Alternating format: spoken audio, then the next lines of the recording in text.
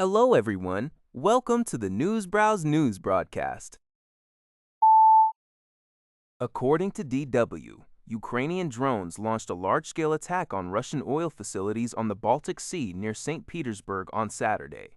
St. Petersburg Governor Alexander Beglov confirmed the drone strikes but stated there were no casualties. Ukrainian President Volodymyr Zelensky later took responsibility for the operations, explaining that the strikes targeted port oil infrastructure key to generating revenue for Russia's war effort.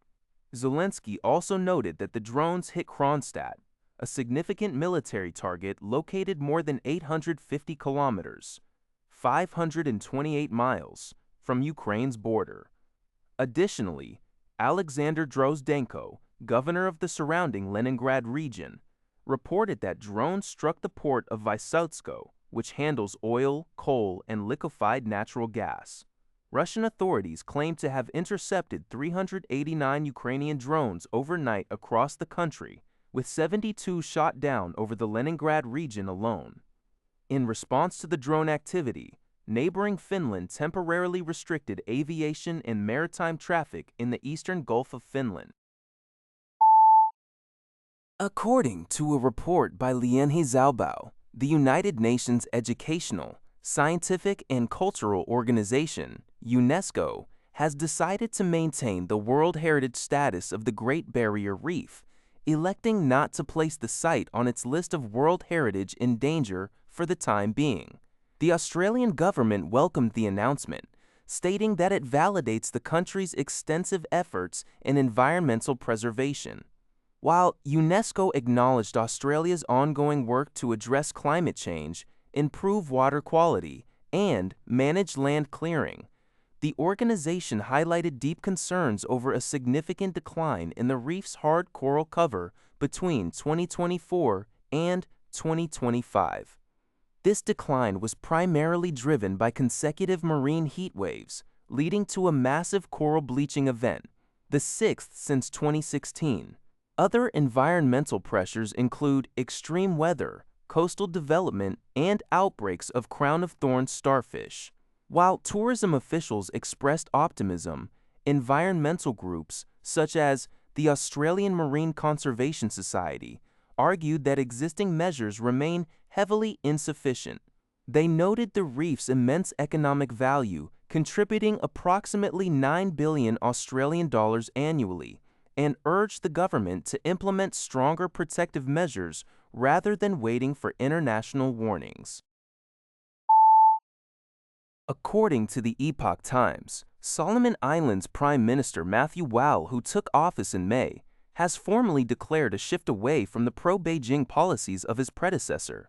Wall, who previously served as an opposition leader, plans to review the controversial security agreement signed with China in 2022.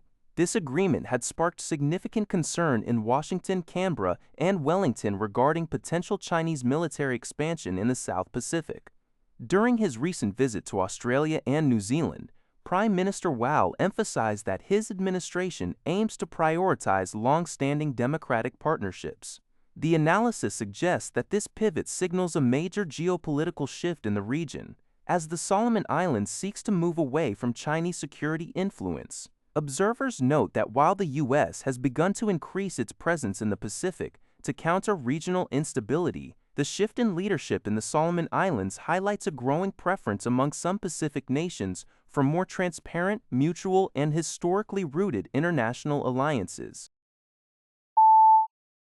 According to the Liberty Times, Andrew Wan, the former vice chairman of the Democratic Party of Hong Kong, was released from Stanley Prison on July 4 after serving a sentence of 4 years and 8 months.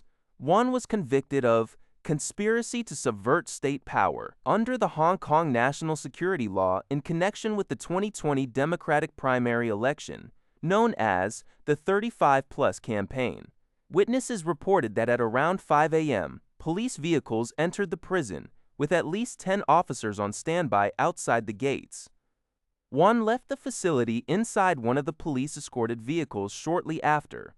Later that morning, Wan posted on Facebook, sharing a photo of a breakfast gathering with family and friends. He expressed gratitude for the years of support and stated that he is looking forward to starting the next chapter of his life now that all his official tenures have concluded. Of the 47 pro-democracy activists charged in the landmark primary election case, 45 were convicted and received sentences ranging from 4 years and 2 months to 10 years.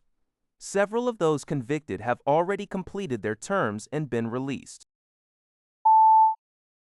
According to a report by Sing Tao, the humanitarian crisis in Venezuela has severely worsened following a devastating double earthquake on June 24th. Official updates confirm that at least 2,645 people have lost their lives, and 12,666 others have been injured. The twin shallow earthquakes, measuring 7.2 and 7.5 in magnitude, struck in rapid succession near densely populated areas, reducing numerous buildings to rubble and leaving more than 15,000 residents homeless. Local authorities have recorded nearly 900 aftershocks, posing a continuous threat of secondary collapses as search and rescue teams work tirelessly through the debris. In the worst-hit areas like La Guaira, temporary morgues have been set up in port warehouses, where a local forensic pathologist warned that the actual death toll could be much higher than official figures. In response to the disaster, the Venezuelan government has declared a state of emergency in affected zones and allocated $200 million for reconstruction. International aid is being coordinated to deliver essential supplies and prevent a secondary humanitarian crisis as power and telecommunications remain heavily disrupted. That's all for this video. Thank you for watching. See you in the next video.